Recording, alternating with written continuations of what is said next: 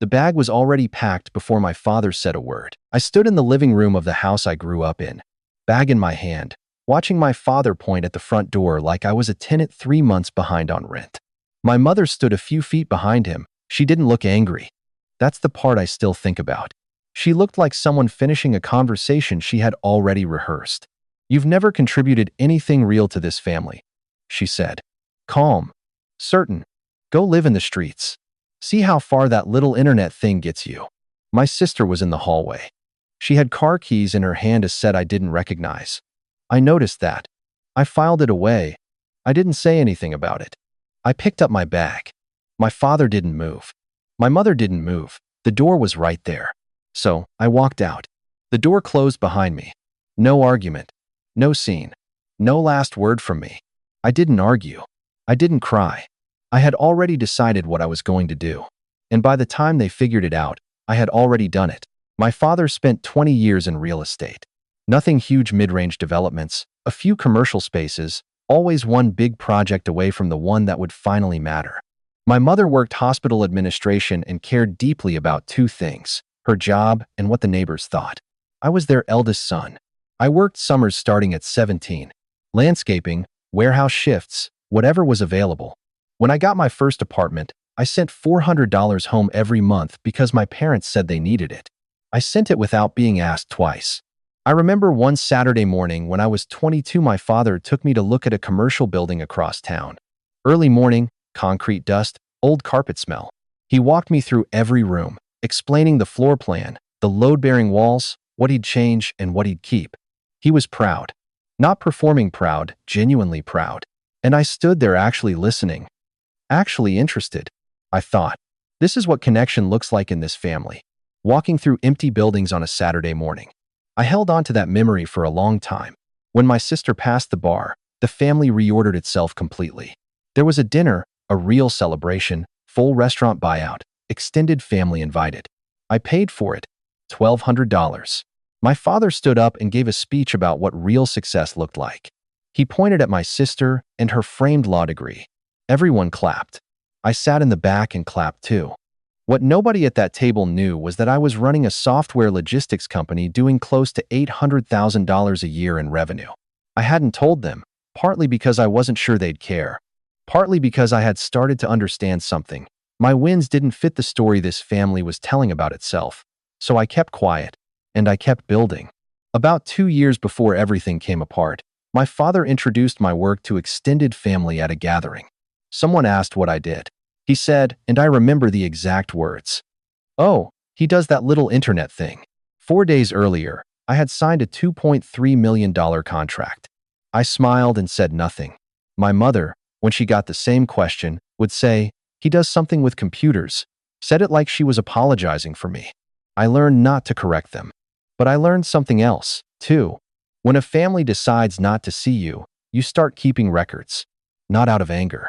Just because you understand, early on, that your memory alone will never be enough. It was a Tuesday morning. I was reviewing my personal account before a routine wire transfer when I saw them 2 large debits I did not authorize. Each one over $7,000. Both cashier's checks. Both drawn at a branch 3 blocks from my parents' house. I sat with that for a moment. Then I called the bank. The branch manager pulled the records and transferred me to a teller named Sandra. She had worked that branch for 11 years. She remembered both transactions without hesitation. She remembered the name on the account. She told me the woman who came in said the account holder had given verbal authorization and that he would call the branch to confirm. Sandra had waited for that call. It never came. She said she thought it was odd at the time but had no reason to override what she'd been told. I thanked her. I asked if she would be willing to write down what she just told me. She said yes. By the end of the day, I had her written statement in my hands. I called my mother. She didn't pick up. 20 minutes later, a text came through. "Your sister needed help with the down payment on her car. Family comes first. You have more than enough. Don't make this into drama." I read it 3 times. Then I took a screenshot and moved it into a secure folder I'd had set up for years, the same place I kept contracts, correspondence, anything that might matter later. I did not reply. I kept thinking about that phrase. Family comes first. Not because it made any sense to me, but because it was so perfectly compressed the entire logic of how I'd been raised, distilled into one line. My sister's need was real. My loss wasn't. And any objection I raised would be the problem, not the theft. They didn't just take my money. They told me I should be grateful they hadn't asked for more. About a week after the bank, I got a long message from my cousin Jacob. Jacob was the kind of person who stayed neutral in family situations longer than anyone else. He hated being in the middle of things. So when he reached out, I paid attention. He said the family had been talking. At 3 separate gatherings over the past month, my mother and one of my aunts had told people that I refused to help when my sister needed me, that I kept my money to myself, that I always thought I was better than everyone else. Jacob wrote that he didn't know what was actually going on, but he thought I should know what was being said.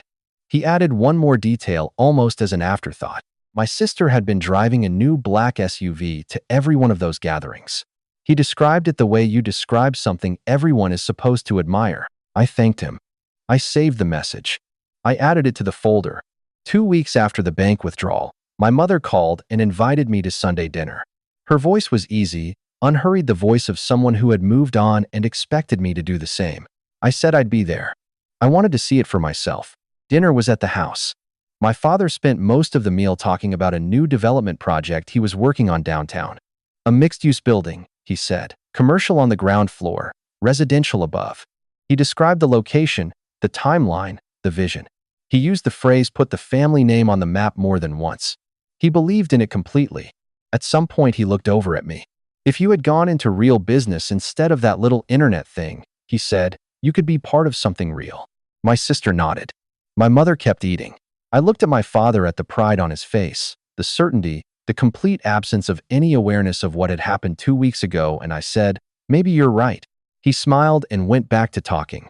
I drove home that night with one thought that I couldn't shake loose. He had told me about the project like he was doing me a favor, like he was offering me a window into something I wasn't smart enough to find on my own. And somewhere underneath that thought was a question I hadn't asked out loud yet. If his project was so solid, why did he need an investor at all? 2 days later, I called a financial consultant I'd worked with on 3 previous acquisitions. I asked for a full credit and debt profile on my father's downtown development construction loan status, contractor filings, outstanding liabilities, everything. It took about a week. The report came back on a Thursday morning. I read it at my desk with a cup of coffee that went cold. My father's project was in serious trouble. 2 construction loan payments had been missed. A contractor dispute had been filed with the county. And there was a balloon payment coming due in 4 months, a large one that the current financing structure had no realistic path to cover. The lender had been patient, but patience had a timeline. My father didn't know I was reading any of this. As far as he knew, I was the son with the little internet thing, still trying to figure out what real business looked like. 4 months. The project he had staked his reputation on had exactly 4 months before the bank could move. And not one person in my family had any idea I was already reading the terms. One evening, I sat at my desk and spread everything out in front of me. The printed bank records, Sandra's written statement, Jacob's messages, the debt report on my father's project, and the screenshot of my mother's text. Family comes first right there in the middle of all of it. I looked at everything for a long time. I knew what my options were. Sandra's statement and the bank records were enough to walk into a police station and open a fraud case. The civil route was just as clear, $14,000, documented, with a named witness. I could have sent my father the debt report with a single line attached. We need to talk about your project. Every one of those options was available to me. Every one of them was defensible, but every one of them kept me inside the same orbit I'd been in my entire life, fighting with my family, tangled up with my family, needing something from my family, even if that something was just an acknowledgement that what they did was wrong. I sat with that for a while, and I realized the question I'd been asking myself, what can I do, was the wrong question. The right question was, what do I actually want? Not a court date, not a settlement, not an apology that would arrive with conditions attached. What I wanted was the moment they understood clearly, completely, with no way to spin it, that they had miscalculated, that the person they had written off had not, in fact, gone anywhere. I opened my phone and started typing a message to my mother. I knew exactly what I wanted to say. I read it twice. It was the kind of message you can't take back, the kind that wins the moment and costs you everything after. I deleted it. Then I called my attorney. He picked up on the second ring. I said 4 words. I want to buy something. Over the next 6 weeks, I structured a deal through my LLC to acquire the debt position on my father's downtown development from his original lender. It wasn't complicated, at least not from where I was standing. The lender had 2 missed construction loan payments, an active contractor dispute filed with the county, and a balloon payment coming due in 4 months with no credible repayment plan in sight. They were looking for a clean exit. My LLC offered them a negotiated settlement on the defaulted position. Once the grace period cleared and the paperwork processed, the title transferred, my father's name came off the project. My LLC's name went on. The deal closed on a Wednesday morning. I went for my usual run afterward. I came back, showered, made coffee, and sat down at my desk. I printed the ownership documents, read through them once to confirm every line, and slid them into a manila folder I kept in the left drawer of my desk. The same folder that already held Sandra's statement, the bank records, Jacob's messages, and the screenshot of my mother's text. I didn't tell anyone. I didn't celebrate. I just went back to work. That same month, a national business magazine ran a feature on me. A journalist had been following the company for 18 months. I hadn't pitched the story. She had reached out through a mutual contact, and the piece had been in editing for 4 months before it finally went to print. The cover showed my face. The headline read something to the effect of how I had built a $40 million operation from a 1-bedroom apartment. I ordered 10 physical copies when the issue came out. I read the piece once on my phone to check the figures, then once more in print. Then I folded 1 copy carefully and added it to the manila folder. I didn't post about it on social media. I didn't send a copy to my family. I already knew exactly where I was going to use it. The following Thursday evening, my father called. His voice had that particular quality it gets when he thinks he's doing someone a favor. "I've been thinking," he said. "There might be an opportunity here worth discussing, a potential investment. Could be good for you." I let him finish. Then I said, "Sure. Let's do dinner. Somewhere nice." My treat. I named a restaurant downtown, rooftop, 40 floors up, 3-week reservation window. He agreed immediately. After I hung up, I opened my calendar and typed in the date and time. For the title I just wrote, Family Dinner. I already knew what I was going to bring to that table. The only question was whether they'd be able to read. The restaurant was 40 floors up, rooftop, with a view of the entire downtown skyline. You could see the grid of the city from up there, every block, every intersection, laid out like a diagram of something that made sense. I had made the reservation 3 weeks in advance and requested a corner table, private, away from the main dining floor, with a direct line of sight to the entrance. When I arrived, I asked for still water, sat down, and placed the manila folder on the empty chair beside me. My parents arrived 9 minutes after the reservation time. My sister was with them. She hadn't been included in the original conversation, but she was there, walking in behind them, and I noted it the way I'd learned to note things quietly, without reacting. My father was wearing his best suit. My mother had dressed for a room she wanted to be seen in. My sister had the easy confidence of someone whose story had never been seriously challenged, whose version of events had been the only version in circulation for months. She sat down without making eye contact with me. My father looked around the room, took in the skyline, and approved of it with a small nod. Then he began talking about the project. He talked for a long time. The mixed-use building downtown, the commercial spaces on the ground floor, the residential units above, the architect he'd brought in, the revised timeline, the neighborhood trajectory, why this one was different from everything that came before. He was fluid and certain and completely at ease. He had rehearsed this. I listened, ordered water for the table, and let him run the full length of it. When he finally reached the end, he leaned forward and looked at me with the expression of someone who believes they are offering something valuable. "So, what do you think? Are you in?" I reached to the chair beside me and set the magazine on the table. Cover face up, facing them. My photograph on the front. The headline above it. My father looked at it. My mother looked at it. My sister looked at it. A few seconds passed with no one speaking. My mother sat back and said, "Oh, this is just some online nonsense. Anyone can be in a magazine." My father reached out and laid his fingers on the cover. He pressed down slightly, the way you press on something when you're not certain whether it's solid. He didn't say anything. I didn't respond to my mother. I reached into the folder a second time and placed the ownership documents on the table. I pushed them across to my father without a word. He picked them up. I watched his face move through what it was, reading the project address, the LLC name, the transfer date. His expression did something I hadn't expected. It wasn't anger, at least not first. It was closer to what happens when a person's understanding of a situation shifts underneath them faster than they can adjust. His jaw moved slightly. His eyes went back to the top of the page and read it again. My mother leaned in from the side. She found the address. She looked up at me. I said, I played the long game. The table stayed quiet. Then my sister said, you did this to hurt us. I looked at her for a moment.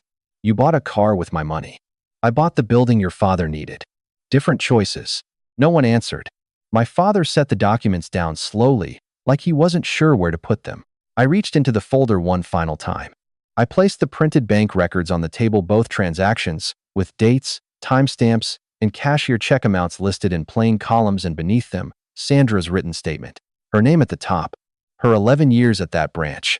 2 pages of what she remembered, in her own words, signed and dated the same evening I had called her. Before you tell me I misunderstood, I said, this is what the bank records show, and this is what the teller wrote down. Her name is Sandra.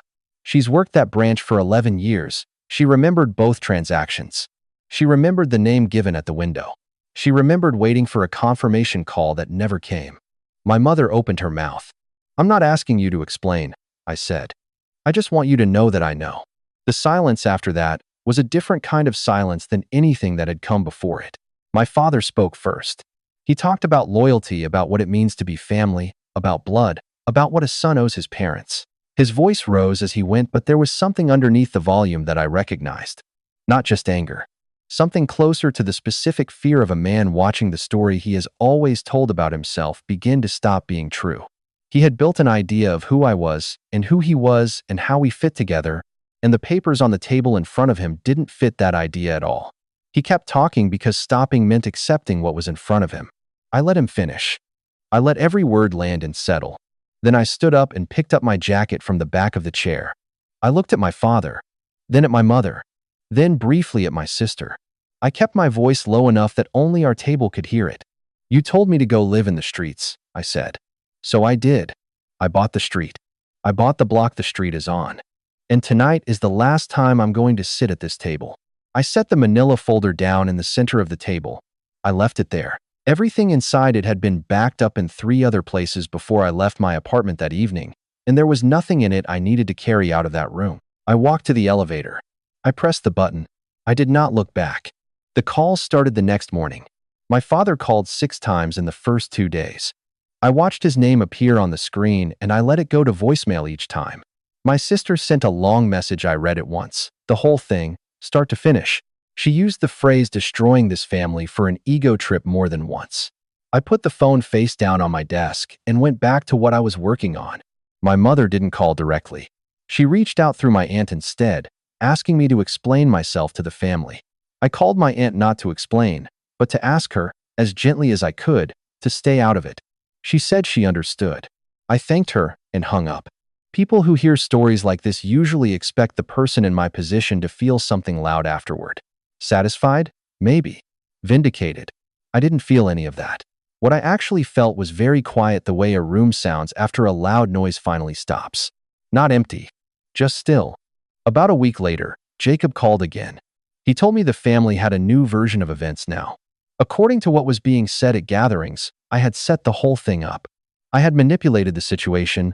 I had always been the unstable one, and this was proof of it. He said he was telling me because he thought I should know, not because he expected me to do anything about it. I asked if he'd be willing to write down what he'd just told me, if he was comfortable doing that. He said yes.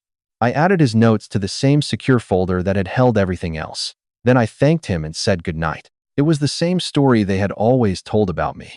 I just wasn't inside it anymore. 2 months after the dinner, I heard through Jacob that the downtown building was moving again. A new contractor had been brought in. The timeline had been reset. My LLC's management team was handling the project the way they handled everything, without noise, without announcement. My father's name wasn't attached to it anymore. My name, through the LLC, wasn't in any public filing either. I didn't need it to be. The building was being built. That was enough. My office has floor-to-ceiling windows on the north side. On clear mornings, you can see the whole downtown grid from my desk, every block, every intersection, the full shape of the city laid out in front of you. The magazine cover is framed on the wall to the left of my monitor. I didn't hang it the week the issue came out. I hung it after the dinner. Not for visitors. Not for meetings. For me. As a reminder of something specific, not the achievement, but the distance traveled to get there. The last 3 words on the cover read, "Built from nothing." I never filed a criminal complaint about the $14,000. I had everything I needed to do it. Sandra's statement, the bank records, the dates, the amounts. I chose not to. Not because what happened was acceptable. Not because I forgave it. But because filing charges meant staying in a fight with people I had already left. And staying in that fight would have meant I hadn't really left at all. The real estate deal was proportional. The dinner was the truth. The exit was clean. That was enough. I didn't win by destroying them. I won by becoming someone they could no longer define. If you've ever been called a failure by the people who were supposed to believe in you, if you've ever been the scapegoat in a family that chose a golden child over the truth, drop a 999 inches the comments. Because some of us didn't go live in the streets. We built on them.